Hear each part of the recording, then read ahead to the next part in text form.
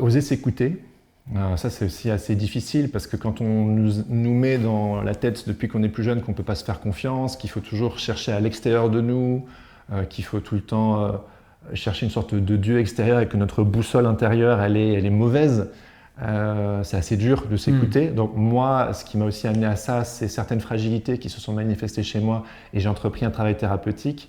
Et ce travail thérapeutique m'a amené à regarder en moi, à faire un travail d'introspection, mais aussi à accueillir mes fragilités, mes parts d'ombre, et à cesser de constamment batailler. Donc finalement, je dirais un premier conseil, c'est de déposer les armes, de rentrer dans la non-violence envers soi, une forme d'indulgence, de douceur. Et je pense que quand on rentre là-dedans, on arrive plus à se mettre dans une posture de douceur et d'écoute avec les autres. Et aussi, voilà, je viens de le dire, c'est l'écoute, quoi. Avant, j'étais dans une posture de sachant, c'est moi qui sais, j'ai besoin d'amener à l'autre, j'ai besoin d'évangéliser.